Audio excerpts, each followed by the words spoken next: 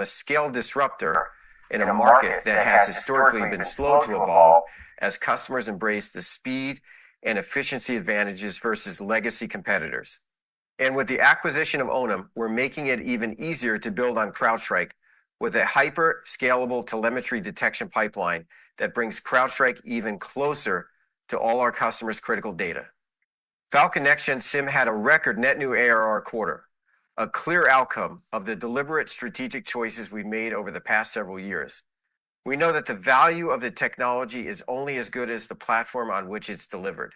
So we invested heavily in integrating Next-Gen SIEM to create a unified single platform. This isn't just a single console. It's a truly integrated and unified data backend that brings together all of CrowdStrike in one place, delivering not just economies of scale, but far superior outcomes. And with Charlotte as the agentic SOC orchestrator, now FedRAMP High approved, we're delivering the AI SOC of the future today. Furthering our position as the operating system of cybersecurity, we recently announced our expanded partnership with AWS.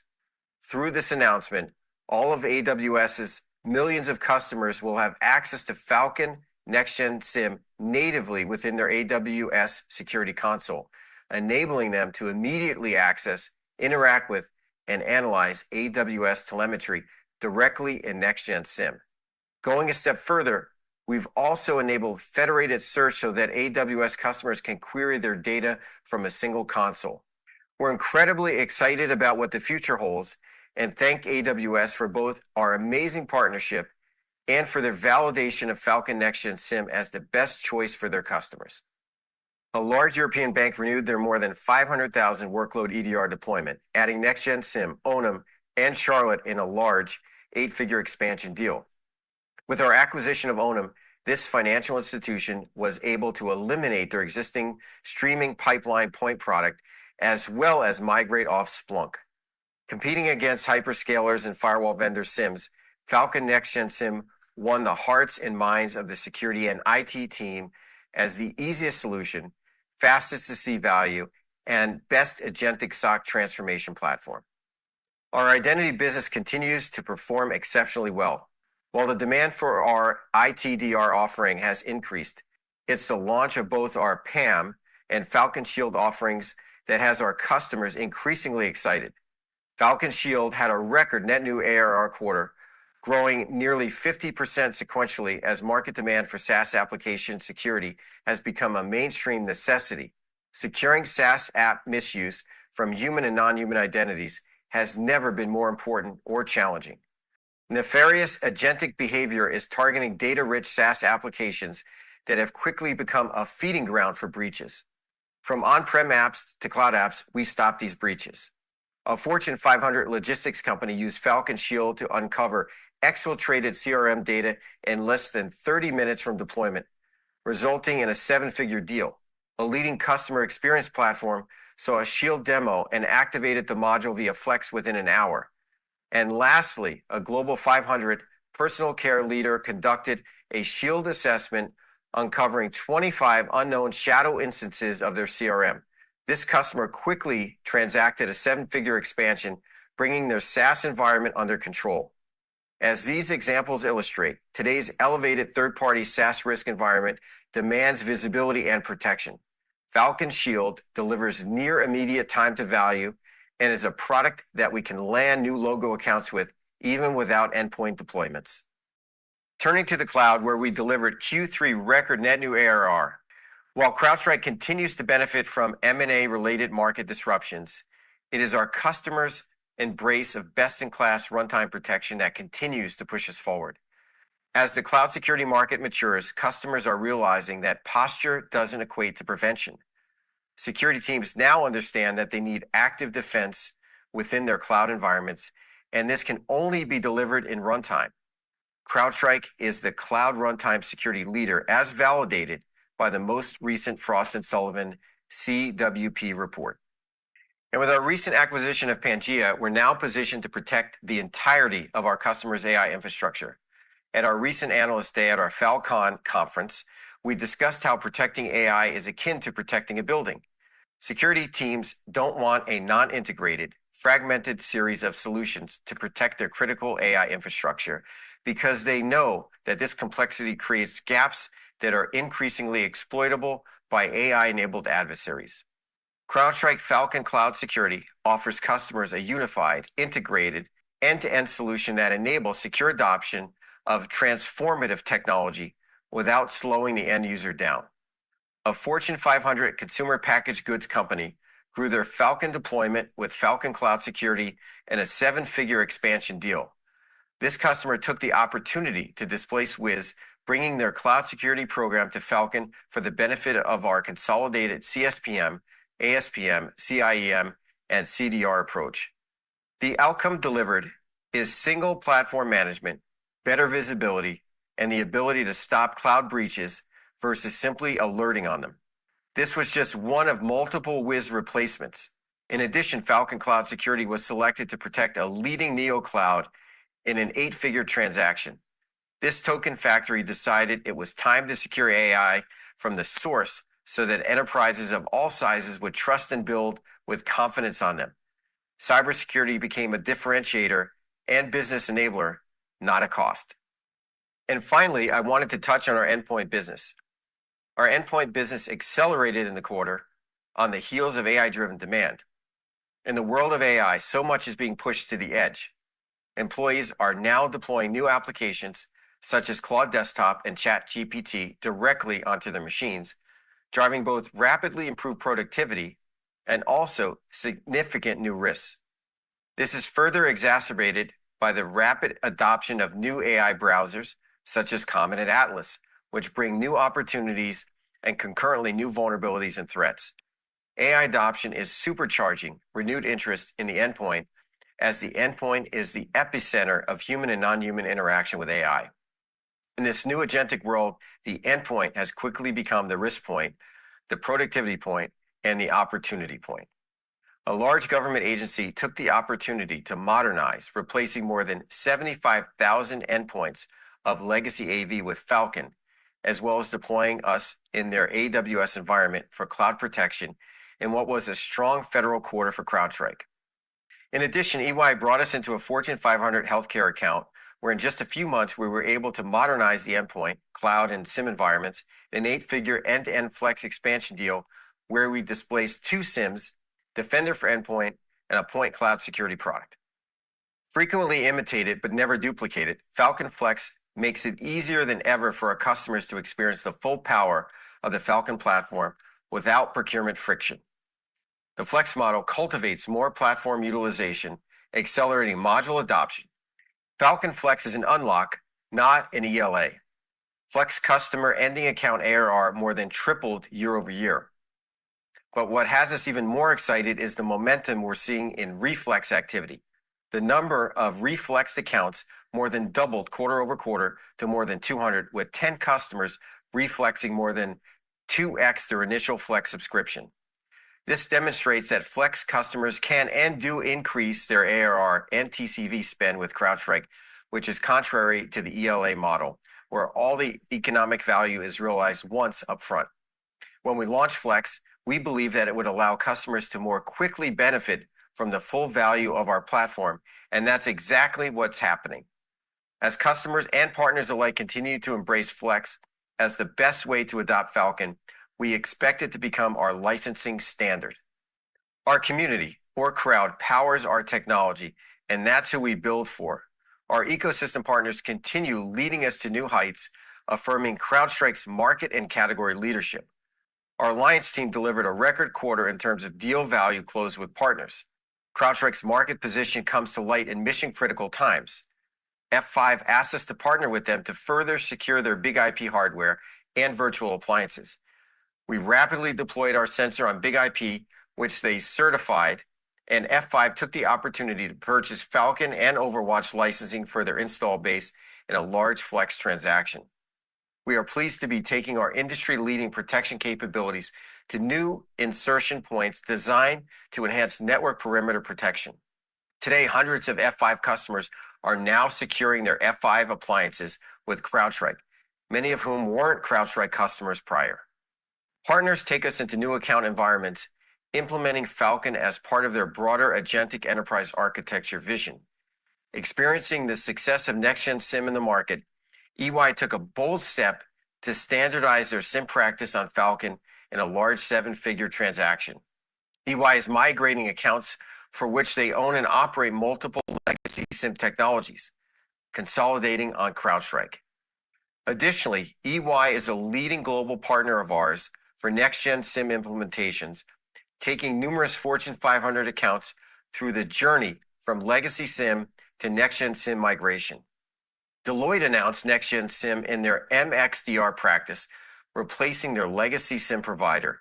And Wipro, too, has standardized security delivery and incident response on Falcon. The GSI community is quickly seizing the SIM and SOC transformation opportunity that only our single platform provides. The ecosystem embrace of partner-led services on Falcon is correlated to the opportunity we represent. A recent Canalys report showed that our ecosystem creates up to $7 in services opportunities for every dollar of Falcon product sales, illustrating the large ecosystem opportunity surrounding the Falcon platform. I want to return to yesterday's announcement that we made with AWS. AWS selected Falcon Next-Gen SIM as the default SIM for all their customers, offered in their Security Hub console. This brings Falcon Next-Gen SIM with pre-populated AWS data to millions of AWS customers in a product-led growth motion. Our intent is to convert Next-Gen SIM usage into flex subscriptions as more accounts experience the power, speed, and actionability of their AWS data, CrowdStrike data, and other third-party data in Next-Gen SIM. Our Next-Gen SIM helps AWS fill a critical market gap, now competing with other hyperscaler SIMs and doing so with Falcon. Our Next-Gen SIM delivers value for AWS customers, even those who don't yet use Falcon, because we've become a federated, pre-populated, and affordable security data lake for observability, triage, and threat hunting. And Charlotte is there to help operate the whole system on a customer's behalf. In addition, Accenture is our launch partner with AWS, helping AWS customers leave their legacy SIM for Falcon Next-Gen SIM on AWS. Our partnership with AWS continues from strength to strength, with CrowdStrike announced as AWS's Global Security Partner of the Year and AWS's Global Marketplace Partner of the Year yesterday at reInvent. We're excited about the opportunity to engage AWS accounts, onboarding them to Falcon, and serving as their operating system for cybersecurity. Lastly, I want to share a noteworthy MSSP partnership which we've announced today with Kroll, a leading mid-market professional services firm. Kroll's cybersecurity division performs thousands of incident response engagements yearly for mid-market firms around the world, largely from their cyber insurance panel inclusion. Kroll had been using a point product EDR in their incident response and managed detection and response business. Now, Kroll exclusively uses Falcon, and in an almost 8-figure rip and replace transaction, Kroll is migrating nearly 500,000 endpoints to Falcon, which were previously running on a point product SMB EDR, and up-leveling their own MDR service with Falcon Complete for service providers, with our Falcon Complete team becoming the SOC for Kroll. This partnership announcement illustrates the value that only CrowdStrike can deliver.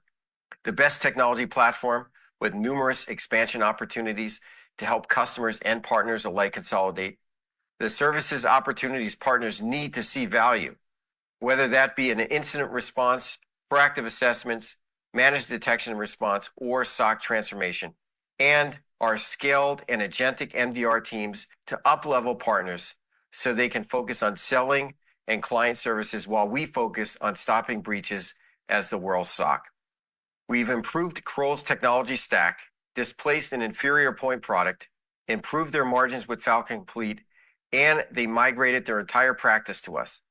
This transaction highlights the power of Falcon to be a business creator for our ecosystem.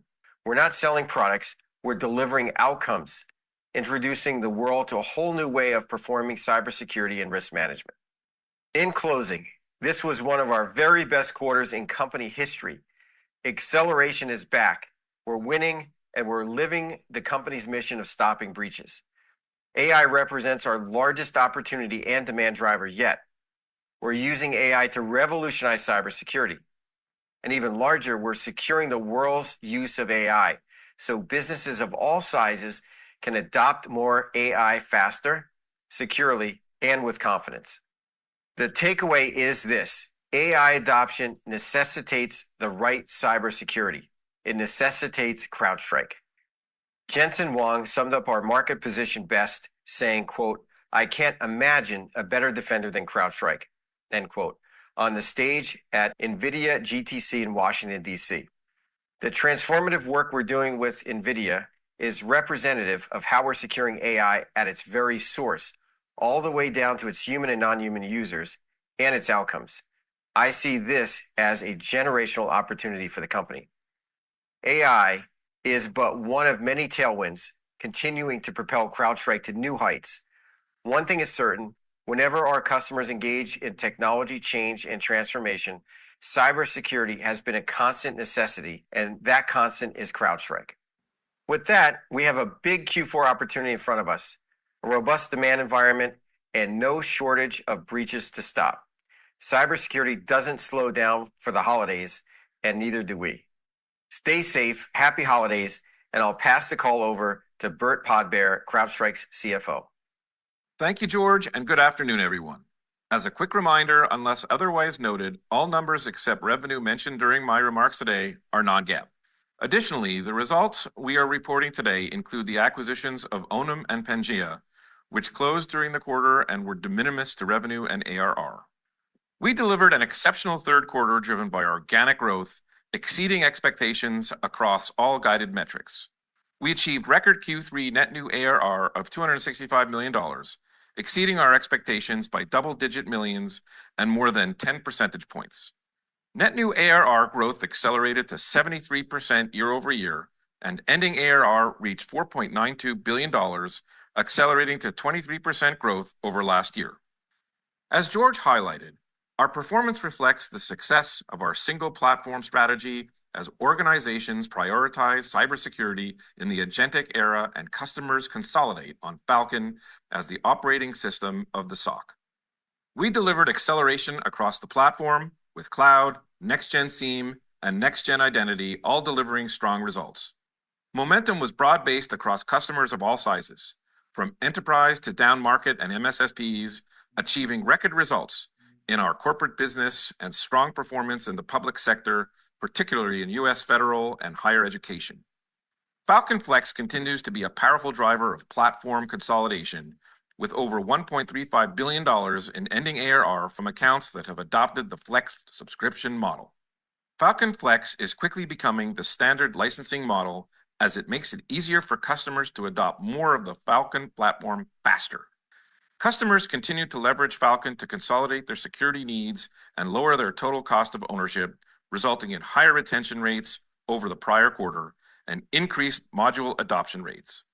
As of Q3, 49% of subscription customers are now using 6 or more modules, 34% are using 7 or more, and 24% are using 8 or more modules. With our business momentum increasing and our all-time record high pipeline entering Q4, we have strong conviction in our ability to deliver profitable growth as we finish FY26 and look into FY27 and beyond. Moving to the P&L, total revenue exceeded our guidance range and grew 22% over Q3 of last year to reach $1.23 billion. Subscription revenue grew 21% over Q3 of last year to reach $1.17 billion, and professional services revenue was $65.5 million. The geographic mix of third quarter revenue consisted of approximately 67% from the U.S. and 33% from international geographies, with both U.S. and APAC year-over-year revenue growth accelerating compared to Q2. Total non-GAAP gross margin was 78%, and non-GAAP subscription gross margin increased to 81% of revenue. Total non-GAAP operating expenses in the third quarter were $703.2 million, or 57% of revenue. In Q3, we saw a typical step-up in sales and marketing expenses from our annual Falcon conference we hosted in September, which was our biggest selling event of the year and set multiple records with over 8,000 attendees joining us. Non-GAAP operating income was a record $264.6 million, and operating margin was 21%, exceeding our guidance. The outperformance was driven by our strong top-line performance, gross margin improvement, and sales execution, underscoring our commitment to profitable growth as we balance accelerating net new ARR growth with operational excellence. GAAP net loss attributable to CrowdStrike was $34.0 million, which included $26.2 million of costs associated with the July 19th incident and related matters, and $5.6 million of acquisition-related expenses. Non-GAAP net income attributable to CrowdStrike was a record $245.4 million, or 96 cents on a diluted per-share basis, exceeding our guidance. Moving to cash, our cash and cash equivalents were $4.80 billion. We generated record cash flow from operations of $397.5 million and record Q3 free cash flow of $295.9 million, or 24% of revenue. Payments for incident-related and strategic plan costs impacted Q3 free cash flow by approximately $53 million. Moving to our outlook and modeling notes. The AI-driven demand environment, combined with our record pipeline and the continued momentum in customer platform consolidation on Falcon, gives us strong conviction as we finish Q4 and look toward FY27. While we do not guide to ending ARR or net new ARR, our revenue guidance includes the following assumptions. Low to mid-teen sequential net new ARR growth Q3 to Q4, bringing ending ARR growth for FY26 to 23% year over year. At the midpoint of our net new ARR assumptions, we expect second-half net new ARR growth of at least 50% year over year, well above our previously provided assumptions of at least 40% year over year, driven by our strong Q3 outperformance and record pipeline. Additionally, we continue to expect FY27 year-over-year net new ARR growth of at least 20% from our now increased FY26 net new ARR assumptions.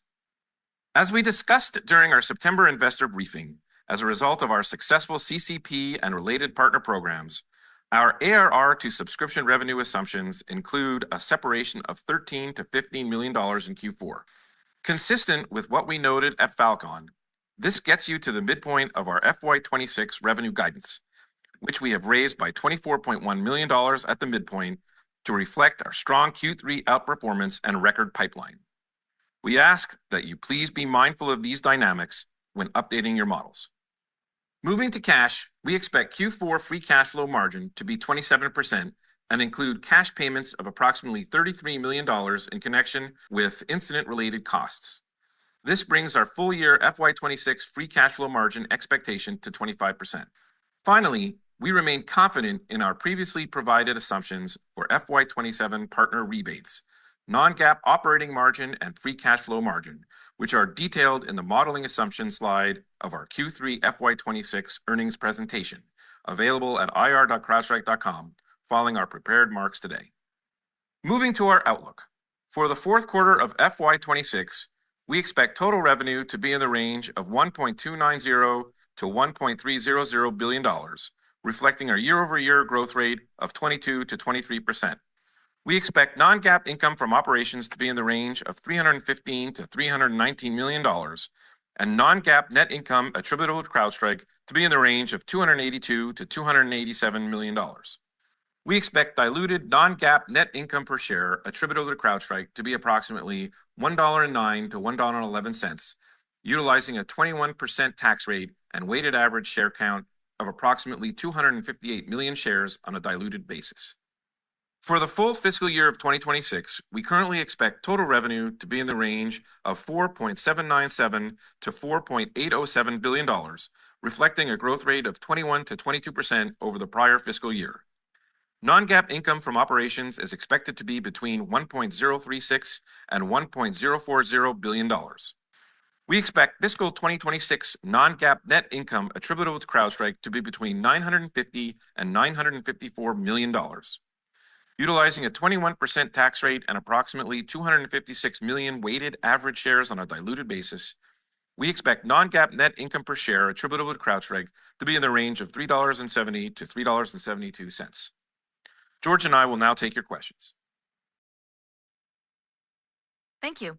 If you would like to ask a question, please click on the Raise Hand button, which can be found on the bar at the bottom of your Zoom window. You may remove yourself from the queue at any time by lowering your hand. When it is your turn, you will hear your name called and receive a message on your screen notifying you that you may unmute yourself. In the interest of time, participants will be limited to one question. Our first question will come from Brian Essex with JP Morgan. Please unmute and ask your question. Great. Thank you for taking the question and nice results. And Andy, congratulations on the new role. Maybe for George, great to hear the acceleration in the endpoint segment of the business. And I know you guys aren't giving, any update until year end on the emerging segments of the business, but could you offer a little bit of color of how those segments are behaving as you kind of lap the initial CCP initiatives of last year? And then maybe for George, maybe for Bert, I know you're not offering any kind of impact from Pangea and Onum on ARR, but any sense of the seasonality, organic seasonality for net new ARR? Thank you. Hey, Brian, thanks. When we look at obviously the emerging products, which was the heart of your question, they performed fantastic. If you look at Next Gen SIM, it's been an all-star standout for us.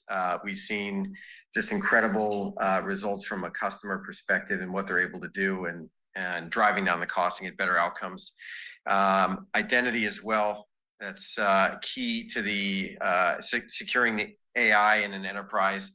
And then obviously cloud, we talked about some of the big wins throughout the quarter. So when we look at those segments, and as you mentioned, we'll be reporting out on those next quarter, we're very, very pleased on the results, and customers are embracing the technology and the consolidation the single platform delivers.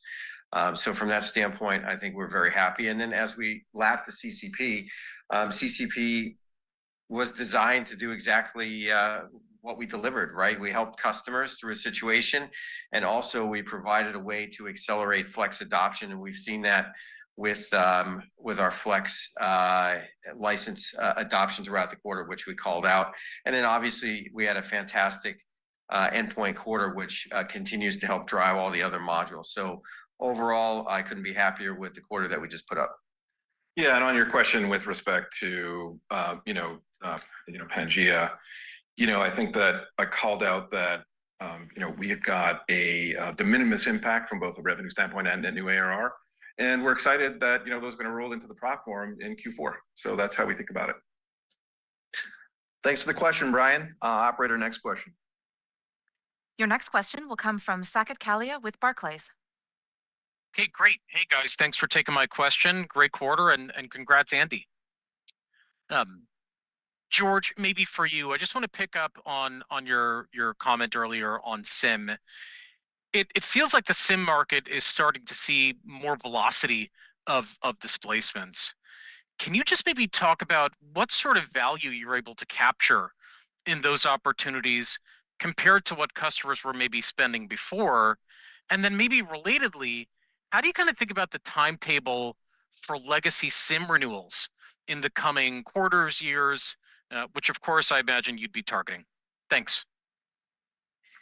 Yeah, so I'll try to wrap this up into one answer here. But Saket, let me just kind of lay this out. If you look at the journey that we've been on and how we've been able to replace legacy AV, it feels a lot like that market in the early days when we think about replacing legacy SIM. Customers are looking for better outcomes, they're looking for faster results, and they're looking for lower cost. And because we already have the EDR data in the platform, we can offer disruptive pricing versus our competitors. The stickiest data that's out there is the EDR data, and we already have it. And really what it becomes is a journey to activate Next Gen SIM for our customers. So when we think about the opportunity to work with customers and how we get in and the opportunity going forward, keep in mind, all of our customers are Next Gen SIM enabled. All of our customers are Next Gen SIM enabled. It's a huge difference between us and everyone else in the marketplace. And all we need to do is go through the licensing exercise, and Flex is helping to accelerate that. So we can offer competitive, disruptive pricing, and then overall grow our total wallet share with a customer over time. So it's a multi-year, long-tail journey that feels very similar to the displacement of legacy AV. Very helpful. Thanks, Doc. Thanks, Saket. Operator, next question. Your next question will come from Matt Hedberg with RBC. Great. Thanks for taking my question. Congrats from me as well in the quarter, and Andy to you as well. George, building on your next gen SIM success and Onum, and a little bit related to Saket's question, do you see a further push into observability? Obviously, there's been some movement with some of your cyber competitors to go deeper into observability. Just curious on kind of how you view that market, and is that a consolidation opportunity for you as well?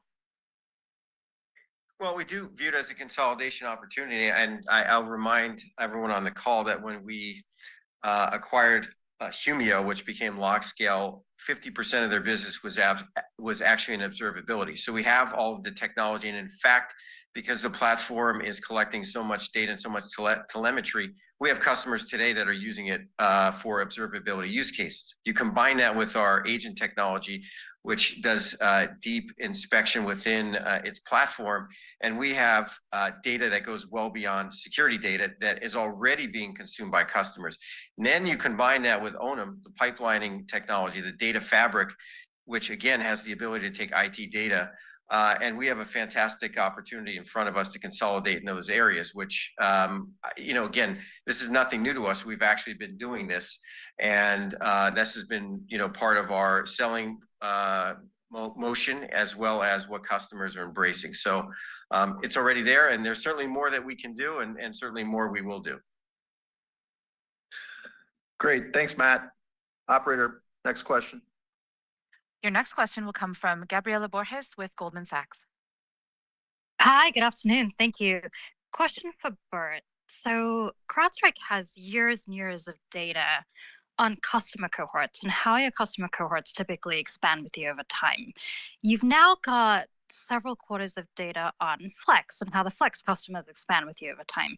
There's a piece of this which is structural, which is you're making it easier for customers to consolidate with you. But I'm wondering if there's also a dynamic where you see an elevated tailwind to NRR for a period of time because of Flex, and Flex starting with your best and most excited customers, and then perhaps normalizes lower. So my question for you is, how do you think about that dynamic? How do you think about the tailwind that Flex is driving in the model and how sustainable that is? Thank you. Thanks, Gabriela. So the way I think about this is our Flex licensing, it's continuous. Net ARR will be continuous throughout time. And the beauty of this whole program is that it's designed for customers to easily buy more. So over time, we're excited about the opportunity as we bring more products to market and offer more availability to our customers easily. And I think that's the biggest piece that everybody on the call should just remember, is that that's exactly what Flex was designed to do. Make it easier for customers to buy, make it very easy for us to be able to deploy and be able to give value and lower TCO. That's how we think about it. And the benefit is that we're seeing bigger deals and longer deals. And that's all good for us, and it's great for the customers. And I think the most important thing is, and not get lost in things I've just said, is consolidation. We started this company talking about consolidation, the ability for customers to do more with us, spend more with us, and lower their total TCO, but spending more with us. So I think that's the biggest point that I want to drive home. Thanks, Gabriela. Operator, next question.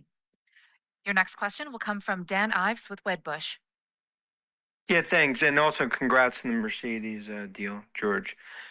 Can you just talk about AI? Like as you're starting to see more and more deployment, talk about how that's changing the conversations with customers, even over the last 3, 6, 9 months relative to where CrowdStrike sits. Can you maybe just give some insight into how those have changed from your perspective? Yeah, great. Thanks, Dan. Thanks as always. When we think about the conversation of AI, what customers have realized is that CrowdStrike is probably the only company in security that's moved beyond chatbots. And what I mean by that is Charlotte AI and its related agents are deeply embedded into the platform. At our last Falcon in Europe, we talked about 11 AI agents and Agent Works, which allows our customers to actually create their own security agents, which we think is going to be a massive opportunity for us. So it's moved from chatbots to actual doing work. And this is something that we continually hear differentiates us from our competitors. Our competitors are still stuck on chatbots, where we've done the orchestration within the platform.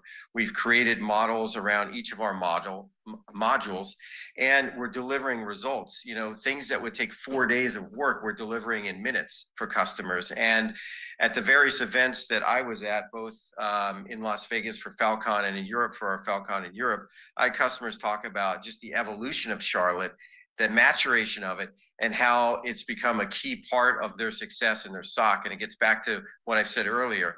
You know, CrowdStrike has become the operating system for the SOC, and Charlotte is a big piece of it. All right, thanks, Dan. Operator, next question. Your next question will come from Joseph Gallo with Jefferies. Hey guys, thanks for the question and congrats, Andy, on the new role. It was awesome to see you guys maintain the fiscal 27 net new ARR growth of 20% on higher numbers. You mentioned several key components of the business accelerated in 3Q. Is there one or two products that you think have an outsized growth impact for upside next year? And then as a part of that, you know, security for AI feels necessary, but very early. Is that accounted for in your preliminary fiscal 27 guidance, or is that more longer term? Thank you.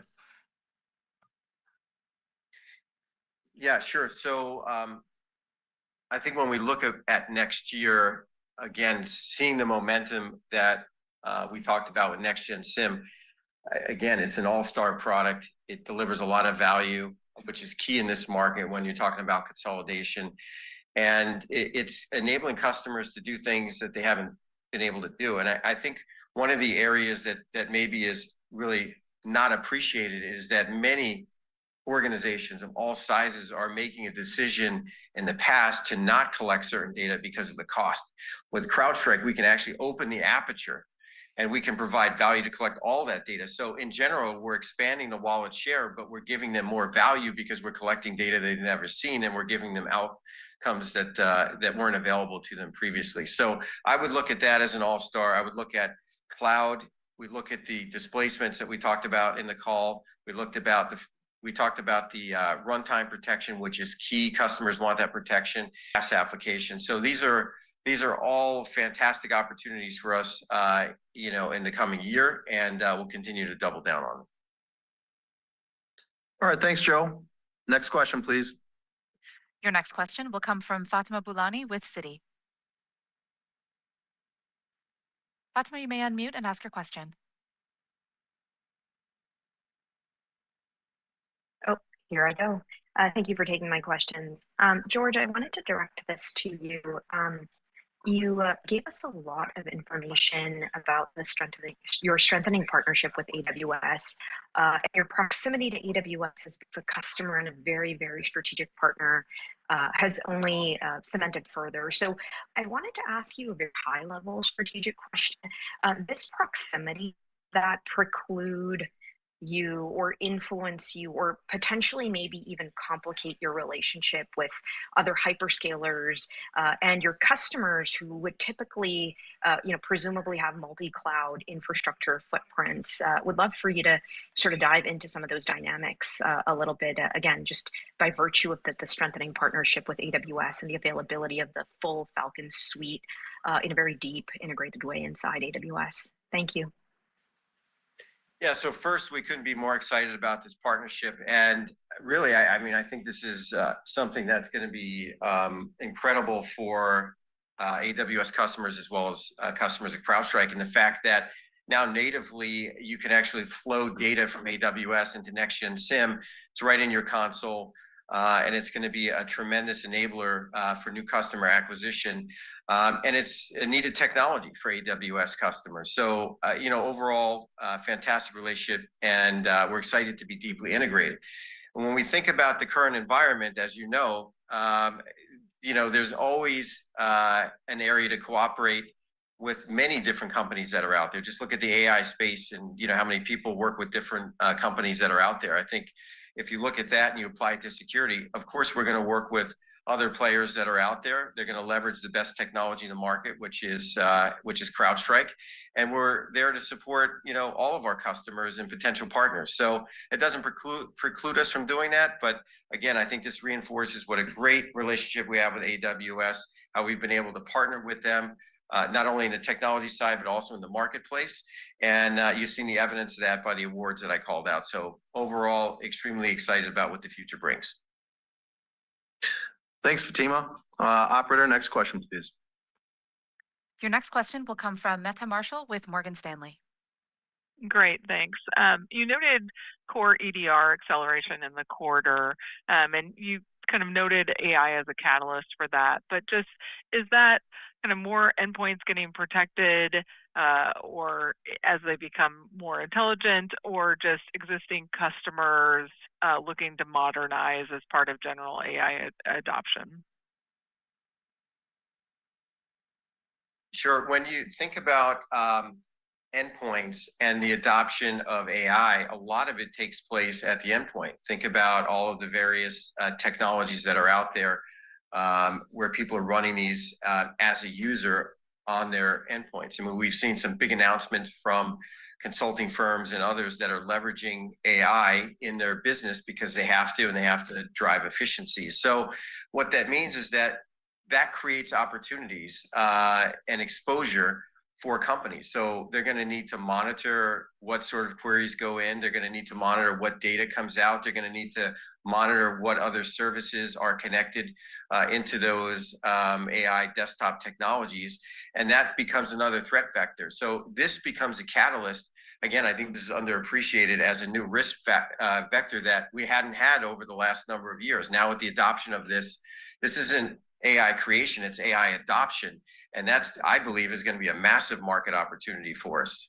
So that's where we see that. And, overall, as I always say, 50% of the market is still legacy AV, and there's still a long runway in the endpoint business to be able to take that legacy market share.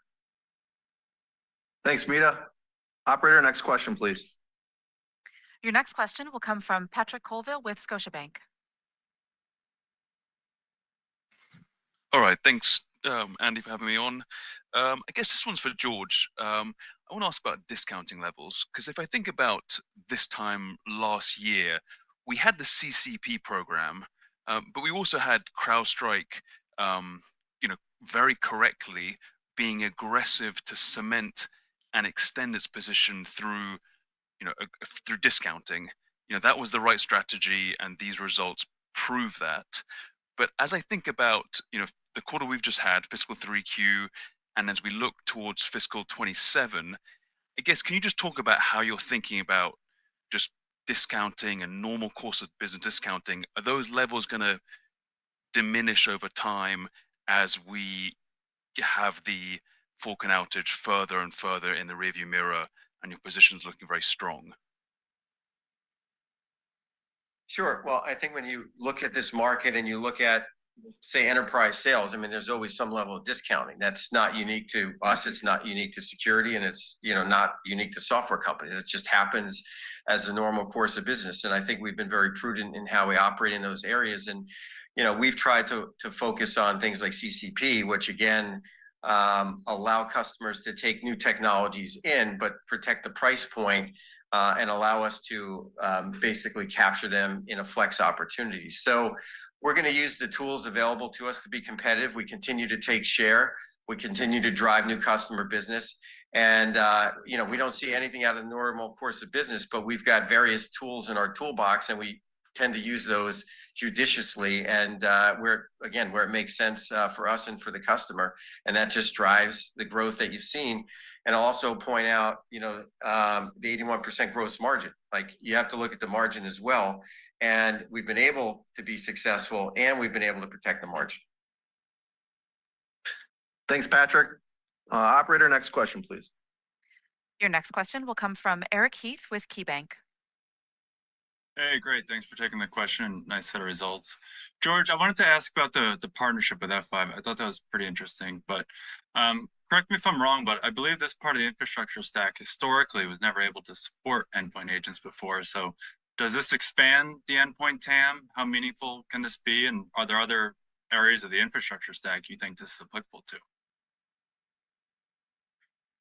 Yeah, this is a great and insightful question. I'm really glad that you asked it because it does. And what we've seen over the years is that customers have been asking for a long time to protect these appliances. And in many cases, the appliances have not been available to us, the underlying operating system, if you will, to be able to protect, but there's been a huge demand there. So we worked with F5 in great partnership and very quickly to be able to certify our agent to run on their platform. And we do think that this will create a model, a working model, that will open it up to other appliance vendors to be able to have it protected. And I can tell you just some anecdotal stories. You know, there was a story just last week of a non-customer, never used CrowdStrike, had the opportunity to actually use our technology because of F5 and was blown away. And within a week, we had him in an EBC, and now we're getting into a proof of value. So this play works, and we're going to expand our market and be very forward-leaning in being able to protect other appliances that are out there, which you probably have seen are the tip of the spear for many of these nation-state breaches. Thanks, Eric. Operator, next question. Your next question will come from Roger Boyd with UBS. Great. Can you hear me okay? Yes. Awesome. Well, congrats, Andy, on the new role. I wanted to double click on the Kroll partnership. I know MSP has been a growing part of the channel for CrowdStrike for the past couple of quarters. Can you walk us through that longer term opportunity as you expand with Kroll and other beyond kind of the initial endpoint landing spot? Thanks. Sure. Yeah, we were excited about this opportunity. We took out another EDR vendor that was in there. We're providing a much better solution for them and their customers, and they're in a segment that allows us to bring our technology to. You know, there's a lot of incident response engagements they're doing. They're part of the insurance panels, and it opens up a market opportunity with one customer and just accelerates our ability to penetrate that. So these are the type of models that we like to create. We've been very successful in the MSSP market. This is just another proof point of us working with customers like Kroll and the reach that they have and the trust that they have. So the idea is to create more Kroll opportunities and certainly grow the opportunity that we have with Kroll, which I feel very confident we will. Thanks, Roger. Operator, next question. Your next question will come from Tal Liani with BofA. Hi, guys. I'm trying, you're a $5 billion revenue company and you only provide one number, revenue or ARR. There's no breakdown. So I'm trying to understand a little bit of the kind of any segmentation of your revenues. And the question I have is, can you discuss verticals like contribution of SMB and trends in SMB, kind of new market opportunities that were not in your core before and how you're addressing them? And also new customers versus upsell to existing customers. Are you disclosing NRR and GRR? I know you stopped doing it a few quarters ago. Thanks.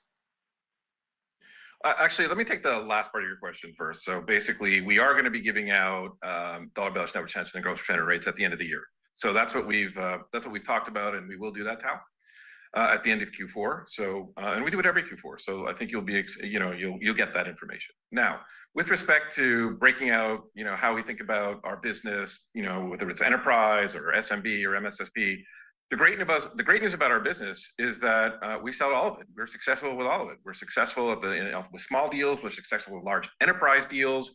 And for us, we have that great technology that it's the same. It's the same technology for if you're a 5-person shop or you're the largest company in the world.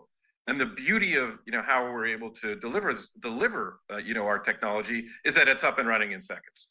So when you think about segmentation and you think about who we sell to, it really is everybody. Our ability and our success is agnostic.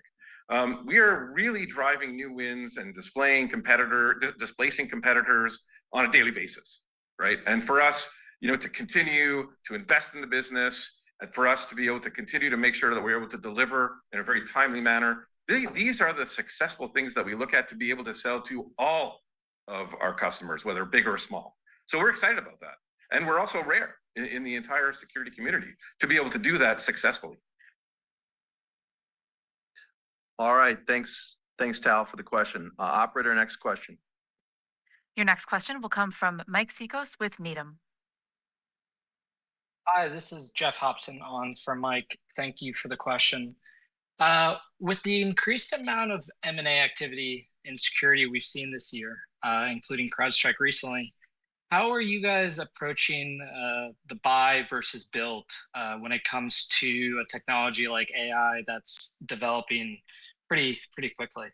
Thank you. Well, when we look at the market, certainly there's a lot of activity out there, and it probably isn't a week that goes by that we don't talk to some bankers that are talking about other companies. The great news is we've got a tremendous balance sheet. We're in a fantastic position to be able to build or buy or partner, and I think we've been very thoughtful about our acquisitions. And a big part of our strategy has been the integration. When you look at Pangea, we're really starting to sell that in Q4 because we wanted to take the time and effort to integrate it. It's not just kind of stitched together. The single platform, which I talked about, is very important to our customers. So we're going to continue to be thoughtful. We're going to continue to buy what we perceive as best of breed in the market, not legacy technologies. We're going to integrate them, which is part of our customer brand promise. And we're going to continue to grow them within our sales motion and the channel that we built. So we'll be opportunistic, but we'll also be very strategic in what we buy. All right, thanks for the question. Operator, last question, please. Your last question will come from Adam Borg with Stifel. Awesome. And thanks so much for the question. And Andy, congrats on the role. Maybe just on the identity business, it's great to hear the stronger quarter there qualitatively. I know we've talked in the past about PAM being almost like a 1.0 product. Love to hear more about how you're thinking about that product in particular and the maturity in coming quarters. Thanks so much. Yeah, so identity, as we mentioned, super important in an AI era. Something we got into many years ago, and we continue to evolve that. And we've seen some really nice wins specific to our PAM technology. We have to look at what customers are telling us and basically skate to the puck of where they're going, which is they're looking for more modern identity solutions. They're looking for solutions that can do just in time and some of the kind of legacy vaulting they'd like to move away from. So those are areas of focus for us. We'll continue to build out our identity stack. It's been very successful for us, but certainly there's more to do. There's more to build out, and there's more opportunity in front of us. The good news is there's demand from customers, as you've seen lots of market movement. And as customers think about what they're going to do next, they want to make sure they set themselves up for really in the next era of agentic identity, and CrowdStrike will be there for them.